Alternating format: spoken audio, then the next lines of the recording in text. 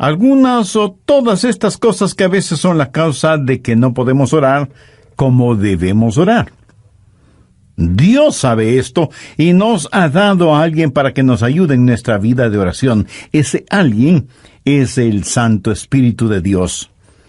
Veamos Romanos 8, versos 26 y 27. Y de igual manera el Espíritu nos ayuda en nuestra debilidad. Pues qué hemos de pedir como conviene no lo sabemos. Pero el Espíritu mismo intercede por nosotros con gemidos indecibles. Mas el que escudriña los corazones sabe cuál es la intención del Espíritu, porque conforme a la voluntad de Dios, intercede por los santos. ¡Qué extraordinarios son estos versículos! Ruego a Dios que nos ayude a entenderlos. Este es uno de varios textos en la Biblia que enseña que debemos orar en el Espíritu. Por ejemplo, Efesios 6:18, Pablo dice, orando en todo tiempo con toda oración y súplica en el Espíritu. No está hablando de oraciones emocionales, epidérmicas. Ni siquiera hace referencia a orar con energía. El apóstol está haciendo referencia al Espíritu Santo. Y en el clásico versículo 20 de Judas leemos, pero vosotros, amados, edificándoos sobre vuestra santísima fe, orando en el Espíritu Santo. El orar en la carne es fracasar. El orar en el Espíritu es tener éxito. Ahora, cuando hablo de la carne, usted sabe que no me refiero a nuestra piel, huesos, músculos, venas, nervios, glóbulos, células y las 1001 cosas que hacen o conforman nuestro cuerpo físico, que es la casa humana en la cual vivimos. En términos bíblicos, carne también quiere decir nuestra vieja naturaleza. ¿Alguna vez se ha preguntado por qué la iglesia primitiva fue capaz de hacer lo que hizo? Porque esa iglesia caminaba, por así decirlo, sobre sus rodillas. Esa iglesia fue poderosa porque fue poderosa en la oración. Y fue poderosa en la oración porque estaba llena del Espíritu Santo. En Romanos 8 encontramos 7 maneras en que el Espíritu Santo le ayudará en su vida de oración. También veremos la necesidad no solo de ser salvos, sino también de ser llenos del Espíritu Santo. Primero, el Espíritu Santo trabaja en la activación de su voluntad para orar. Veamos Romanos 8, versos del 5 al 7. Porque los que son de la carne, esto hace referencia a nuestra naturaleza adánica, piensan en las cosas de la carne, pero los que son del Espíritu en las cosas del Espíritu. Porque el ocuparse de la carne es muerte, pero el ocuparse del Espíritu es vida y paz. ¿Se pregunta usted a veces, ¿por qué no quiere orar? Mire lo que dicen los versículos 7 y 8. Por cuanto los designios de la carne son enemistad contra Dios, porque no se sujetan a la ley de Dios, ni tampoco pueden. Y los que viven según la carne no pueden agradar a Dios. Esta es la razón por la que dije que orar en la carne es fracasar. Orar en el Espíritu es tener éxito. Debemos admitirlo de una buena vez. Muchos de nosotros no oramos simplemente porque no queremos orar. Razonemos un poquito. ¿Acaso no hacemos lo que queremos hacer? Entonces, ¿por qué no queremos orar? Porque a nuestra naturaleza carnal no le gusta orar. Así que cuando no queremos orar, ¿qué nos dice eso? Nos dice que tenemos una mente carnal en vez de tener una mente espiritual. Su mente carnal tiene tanto deseo de orar como un perro puede tener de escuchar ópera. Porque hay algo en nuestra vieja naturaleza que no solo que no quiere orar, sino que siente antipatía hacia la oración. Y necesitamos dejar de tratar de ocultarlo y admitir que esa es la razón cuando no oramos. No queremos orar. Solo el Santo Espíritu de Dios puede activar su voluntad para orar. Pero ¿cómo sucede eso? Veamos Romanos 8:15. pues no habéis recibido el espíritu de esclavitud para estar otra vez en temor, sino que habéis recibido el espíritu de adopción. El espíritu de adopción es el Espíritu Santo que nos pone en el cuerpo de Cristo, y cuando recibimos el espíritu de adopción, Dios viene a ser nuestro Padre. ¿Qué sucede entonces? Por el cual clamamos, Abba, Padre. Y le adoramos y le glorificamos. Cuando usted está lleno del Espíritu Santo, ese Espíritu en usted reconoce que Dios es su Padre. Y es natural para una persona llena del Espíritu Santo el decir, Abba, Padre, adorándole y alabándole. Ahora veamos Gálatas 4:6. Pablo dice, y por cuanto sois hijos, Dios envió a vuestros corazones el Espíritu de su Hijo, el cual clama, Abba, Padre. ¿Le gustaba a Jesús orar? Pues claro que sí. ¿Era natural para Jesús el orar? Por supuesto. ¿Quién es el Espíritu Santo? Es el Espíritu del Hijo de Dios. Si el Espíritu Santo está en su corazón y en control de su vida, ¿qué sucederá? Usted tendrá la naturaleza de Jesús, será como Jesús. Y así como fue normal y natural para Jesús el orar a Dios el Padre, también será para usted natural y normal el hacerlo. Cuando el Espíritu Santo de Dios está en usted y usted está rendido al Espíritu, no caminará en la carne. Y el orar será tan normal como el respirar. Esta es la respuesta al problema de falta de apetito para la oración. ¿Qué es lo que hace el Espíritu Santo? Su ministerio es la activación de la voluntad en la oración. Anote al margen Filipenses 2:13. Porque Dios es el que en vosotros produce así el querer como el hacer, por su buena voluntad. Cuando usted está lleno del Espíritu Santo, anhelará el orar. Así que, si no tiene deseos de orar, admítalo. La mente carnal es enemiga de Dios. Por eso, el primer ministerio del Espíritu Santo es la activación de nuestra voluntad para orar en el Espíritu. Porque Dios es el que en vosotros produce así el querer como el hacer por su buena voluntad. Segundo, el Espíritu Santo trabaja animando nuestros cuerpos. Cuando usted ora, se siente cansado, adormecido, con pereza, no puede concentrarse, y su mente divaga. Y aunque usted no lo admita, sabe que esto es verdad, pero ¿por qué? Porque no solo tenemos problemas con nuestra voluntad, sino también con nuestros cuerpos. Por eso el Espíritu Santo no solo activará nuestra voluntad, sino que también animará nuestro cuerpo. Ahora no estoy diciendo que cada vez que usted se siente cansado es un pecado, o que está fuera de la voluntad de Dios. No. Hay un descanso que es legítimo. Aun Jesús les dijo a sus discípulos que descansaran por un momento.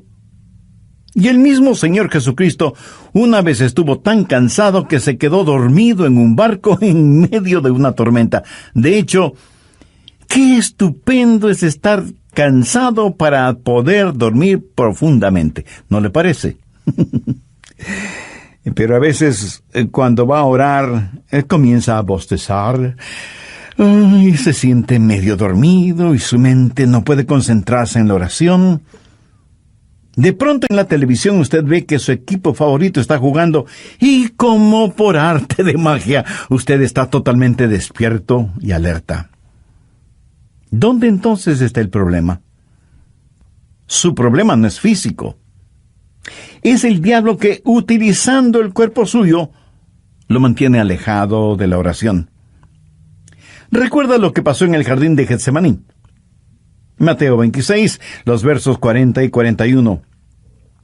Jesús había pedido a sus discípulos que velaran y oraran. La Biblia dice, vino luego a sus discípulos y los halló durmiendo. Y dijo a Pedro, ¿así que no habéis podido velar conmigo una hora? Velad y orad, para que no entréis en tentación. El espíritu a la verdad está dispuesto, pero la carne es débil. Entonces, ¿qué es lo que usted necesita? Necesita ayuda.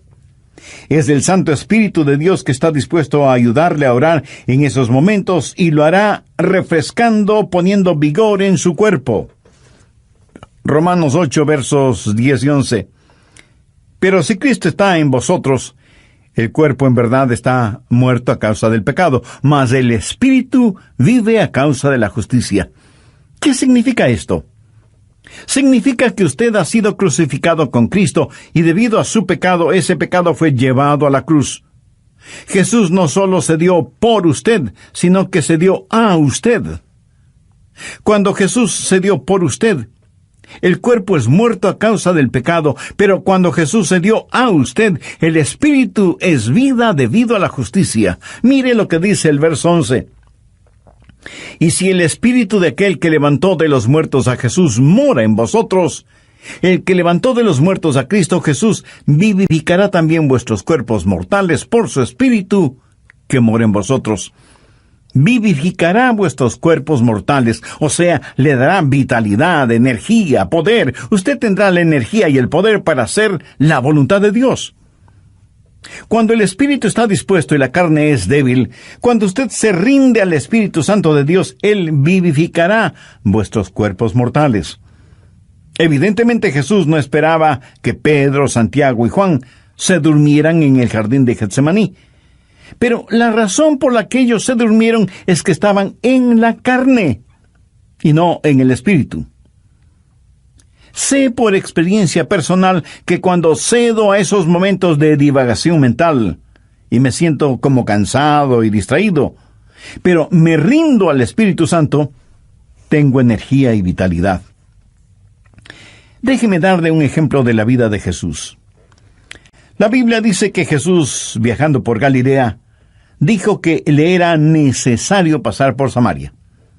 Ese era un camino tortuoso, y a mitad del viaje, Jesús se sintió cansado. Llegó a una ciudad llamada Sicar. Está cansado, hace calor, está sediento y con hambre.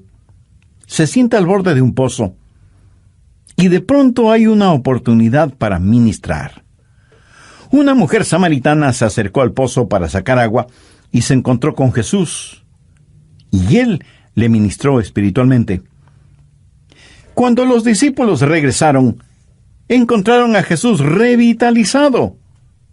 Ellos habían ido al pueblo para comprar alimentos, para que Jesús recobre su energía y fortaleza, pero lo encontraron lleno de energía y vitalidad, y se preguntaron, ¿y quién le dio de comer?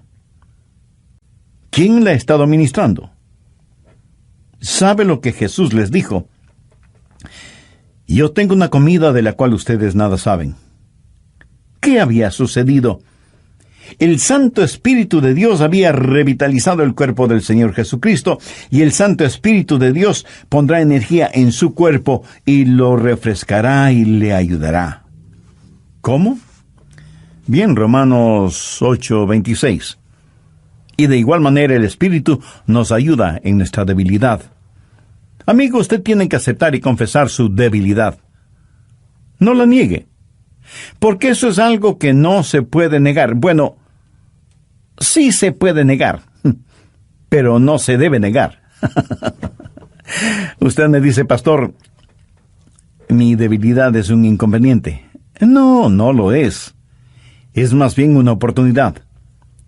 ¿Qué es lo que Dios le dijo al apóstol Pablo en 2 de Corintios 12:9? Bástate mi gracia, porque mi poder se perfecciona. ¿En dónde? En la debilidad. ¿Lo ve? Nuestro problema muchas veces no es que somos débiles, sino que no somos lo suficientemente débiles todavía. Nunca hemos dicho en forma final, Señor, no lo puedo hacer. No tengo lo que se necesita para hacerlo. Y seguimos luchando. Pero cuando llegamos al final de nuestras fuerzas y nos apropiamos de su fortaleza, entonces usted entenderá cómo Él no solo activará su voluntad, sino que también animará su cuerpo. Verá, el plan de Dios es librarnos de nuestra autosuficiencia a fin de que nos entreguemos a su suficiencia. Por eso Él nos hace perpetuamente débiles para que podamos ser perpetuamente fuertes. La palabra ayuda en este verso 26 es una palabra muy interesante en el idioma griego. Puede significar el sostener algo. Por ejemplo, es usado cuando Marta le dijo a Jesús, refiriéndose a su hermana María, Jesús, ¿podrías decirle que venga a la cocina y me ayude? María esperaba que su hermana fuera a la cocina y le ayudara con las ollas y los sartenes y cucharas y cuchillos. Pero esta palabra también significa en vez de. Y esa es la forma en que el Espíritu Santo nos ayuda, junto con y en lugar de. Ahora, esto no es contradicción, aunque parecería serlo. Cuando usted está orando en el Espíritu, ¿quién está orando? ¿Usted o el Espíritu Santo de Dios en usted? La respuesta es sí. El Santo Espíritu de Dios está orando en lugar suyo, en vez de usted, pero está orando juntamente con usted. Usted no puede hacerlo sin Él. Él no lo hará sin usted. Qué compañerismo y qué privilegio el orar con el Espíritu Santo. El Espíritu Santo de Dios quiere pensar a través de nuestras mentes, quiere hablar por medio de nuestros labios, quiere ver utilizados nuestros ojos, quiere gemir a través de nuestro espíritu. Es el Espíritu Santo en el espíritu humano, junto con y en lugar de. ¿Tiene el Santo Espíritu de Dios en usted? Para tenerlo es necesario que usted haya recibido a Jesucristo en su corazón como su Salvador y Señor, porque Jesús prometió que daría, enviaría y sellaría con su Santo Espíritu a quienes, arrepintiéndose de sus pecados y aceptando el sacrificio de Jesucristo en la cruz del Calvario, lo reconocen como Salvador y Señor de sus vidas, y les dan la bienvenida para que Él habite y controle sus vidas. Usted puede hacer esa decisión este mismo momento, orando la siguiente sencilla oración. En Dios eterno, sé que hace mucho tiempo no he conversado contigo y que mi vida de oración es deplorable. Perdóname. A veces sencillamente no sabemos orar como debemos orar. Miremos nuevamente lo que dice Romanos 8:26. Y de igual manera el Espíritu nos ayuda en nuestra debilidad, pues ¿qué hemos de pedir como conviene? No lo sabemos.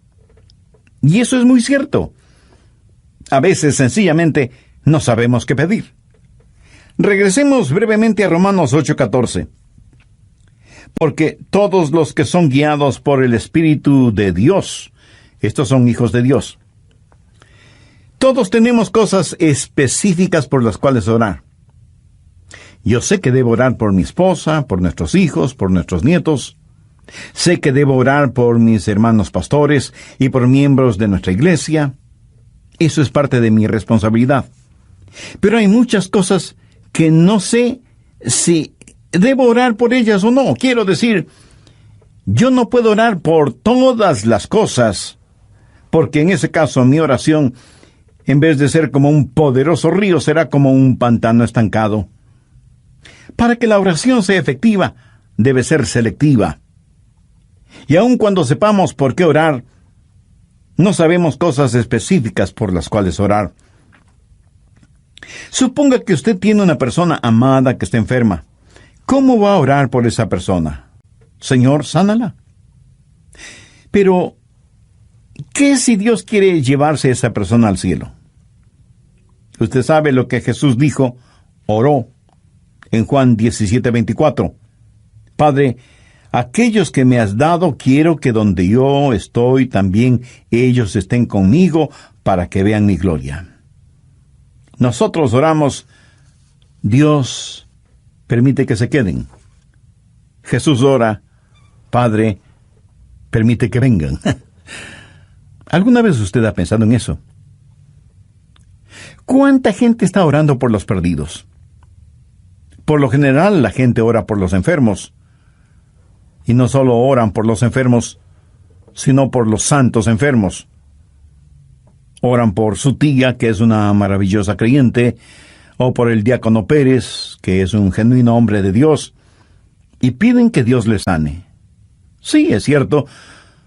A veces Dios dirige nuestras oraciones en ese sentido. Pero ¿ha notado que a veces tenemos más interés en mantener a los santos fuera del cielo que a los perdidos fuera del infierno? Cuando oramos, no estamos agonizando para que los perdidos se salven. Cuando el apóstol Pablo, siendo todavía Saulo de Tarso, estaba sembrando el pánico entre los primeros cristianos y fue el perseguidor de la iglesia, prácticamente enviaba a los cristianos a la muerte.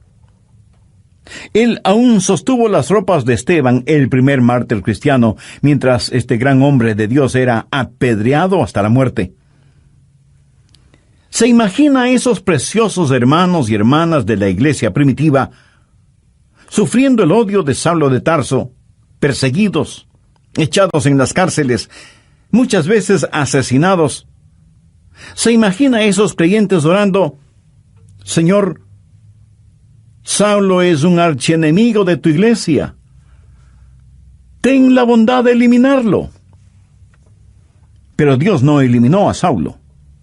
Más bien lo salvó y lo convirtió en el gran apóstol Pablo. Permítame ilustrar este punto. Cerca de su casa seguramente hay un poste de luz y casi en la punta tiene un transformador que recibe un alto voltaje. Increíble.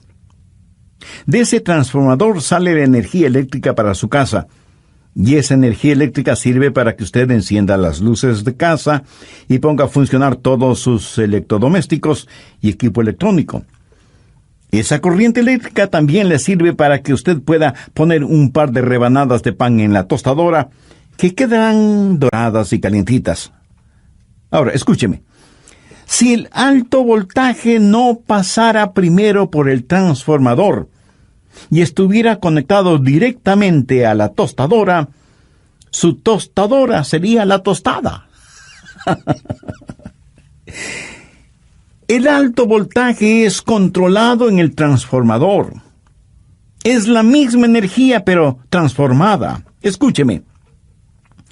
El Santo Espíritu de Dios es como el transformador. Toma nuestras oraciones. Dios ve nuestro corazón y es el mismo Espíritu que hace intercesión por nosotros de acuerdo a la voluntad de Dios. En Romanos 8:27 leemos: Mas el que escudriña los corazones sabe cuál es la intención del Espíritu, porque conforme a la voluntad de Dios intercede por los santos. Cuarto, el Espíritu Santo nos ayuda en la administración de nuestro acceso a Dios. Verá, usted no se presenta súbitamente delante de Dios. Y lo que voy a decir a lo mejor lo sorprenda. Usted necesita que alguien lo lleve a la presencia de Dios y le dé acceso hacia Él. ¿Qué es lo que dice Romanos 8, 14, 15? Porque todos los que son guiados por el Espíritu de Dios, estos son hijos de Dios. Pues no habéis recibido el espíritu de esclavitud para estar otra vez en temor, sino que habéis recibido el espíritu de adopción por el cual clamamos: Abba, Padre. Eso significa que es el Espíritu Santo de Dios el que nos da acceso. Anote Efesios 2:18.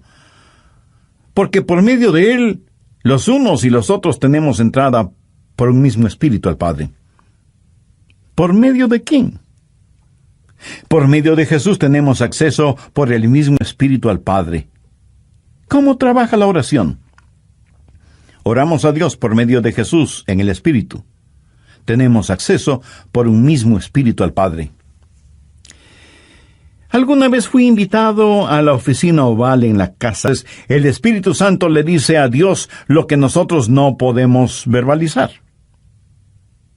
¿Sabe usted que hay una manera de orar sin palabras? De acuerdo al versículo que acabamos de leer, ¿quién es el que emite gemidos indecibles? Es el Espíritu Santo fundido con el espíritu humano. La palabra gemido en el original significa dolores de parto. Si alguna vez ha estado cerca de una mujer que está dando a luz, la habrá escuchado dando gemidos de parto. Pero ¿sabe qué es ese gemido? Es un gemido de dolor transfigurado por la esperanza. Y eso es exactamente lo que es la oración, dolor transfigurado en esperanza. Romanos 8:22 dice, porque sabemos que toda la creación gime a una, y aún está con dolores de parto hasta ahora. Ahora, note lo que dice el verso 23. Y no solo ella, sino que también nosotros mismos, que tenemos las primicias del Espíritu, nosotros también gemimos dentro de nosotros mismos, esperando la adopción, la redención de nuestro cuerpo. Nuestros cuerpos aún no han sido redimidos. Nuestra alma ha sido redimida. Nuestro espíritu ha sido redimido. Pero nuestro cuerpo todavía no ha sido redimido. Por lo tanto, vivimos en un mundo lleno de gemidos y de dolores y de enfermedades y de llanto y de muerte. Todo está alrededor nuestro. Y sea usted salvo o no es inmune a esta realidad. No piense que, porque usted es salvo, no habrá dolor ni sufrimiento. En los versos 22 y 23, Pablo dice, porque sabemos que toda la creación gime, y aún está con dolores de parto hasta ahora. Y no solo ella, sino que también nosotros mismos, que tenemos las primicias del Espíritu. Cuando usted ora, el Santo Espíritu de Dios entra en esa agonía. Y así como Jesús lloró en Getsemaní, en sus horas más oscuras y profundas, usted sentirá cómo el Santo Espíritu se junta con su espíritu en oración silenciosa y con gemidos tan intensos que no pueden ser escuchados. Si usted nunca ha experimentado esto, entonces usted no sabe lo que es en realidad orar. Pero llegará el momento en que lo sepa, cuando no tenga ni la menor idea de qué hacer o de qué decir. Entonces será cuando el Santo Espíritu de Dios se fundirá con su espíritu y le ayudará no solo en la administración del acceso a Dios, sino también en la enunciación de sus deseos. Y Dios sabe lo que significa eso, aun cuando usted no diga una sola palabra. ¿No es eso maravilloso? Sexto, la declaración de nuestra confianza viene del Espíritu Santo. Romanos 8, versos 26 y 27. Y de igual manera el Espíritu Santo nos ayuda en nuestra debilidad, pues ¿qué hemos de pedir como conviene? No lo sabemos. Pero el Espíritu mismo intercede por nosotros con gemidos indecibles. Mas el que escudriña los corazones sabe cuál es la intención del Espíritu, porque conforme a la voluntad de Dios intercede por los santos. Y en el versículo 28 está la respuesta a la tácita pregunta, ¿cuál es la voluntad de Dios? Y sabemos que a los que aman a Dios, todas las cosas les ayudan a bien, esto es, a los que conforme a su propósito son llamados. Y surge de inmediato la pregunta, ¿cuál es el propósito de Dios? Y el versículo 29 tiene la respuesta, para que seamos hechos conforme a la semejanza de su Hijo. Pero a veces usted ora y gime y llora y suplica y nada sucede. Y usted dice, le oré a Dios y no escuchó mi oración. Amigo, sí la escuchó. Recuerde que todas las cosas obran para bien. Literalmente significa que Dios está haciendo todas las cosas para el bienestar suyo. Pero escúcheme con atención. El plan de Dios para usted no es primordialmente el hacerle saludable, millonario y feliz. El plan de Dios para usted es santificarle y hacerle a la semejanza de su Hijo Jesucristo. Dios sí escucha nuestras oraciones. Y usted puede pedir cierta cosa, pero Dios le da otra diferente, que le ayudará a usted a ser más y más a la semejanza del Señor Jesucristo. Amigo, de eso se trata todo. La oración no convierte a Dios en una especie de mensajero celestial que está esperando recibir sus órdenes para complacer sus deseos y caprichos. De ninguna manera. La oración es el plan de Dios para hacerle a usted a la semejanza de su Hijo. Una vez tuve una tremenda carga de oración, la más pesada que he tenido. Llegué al punto no solo de pedirle a Dios, sino de gritarle a Dios, no por falta de respeto, sino más bien motivado por la desesperación, no en forma desafiante, sino angustiada. Le dije: Señor, ¿dónde estás que no me escuchas? ¿Sabe lo que Dios hizo? Claramente escuché su voz en mi mente cuando me dijo: Adrián, he escuchado tu oración. Me ocuparé del asunto. No me dijo cómo. Solamente me dijo que no me preocupara, que Él se encargaría de todo. Ese es el significado de Romanos 8:28, y sabemos que a los que aman a Dios todas las cosas les ayudan a bien, esto es, a los que conforme a su propósito son llamados. Esa es una declaración de nuestra confianza. Séptimo, cuando oramos en el Espíritu, hay una amplificación de nuestra victoria. Permítame que le diga un secreto. Al diablo no le gusta que usted ore. Miremos lo que dice Romanos 8, 31 y 32. ¿Qué pues diremos a esto? Si Dios es por nosotros, ¿quién contra nosotros?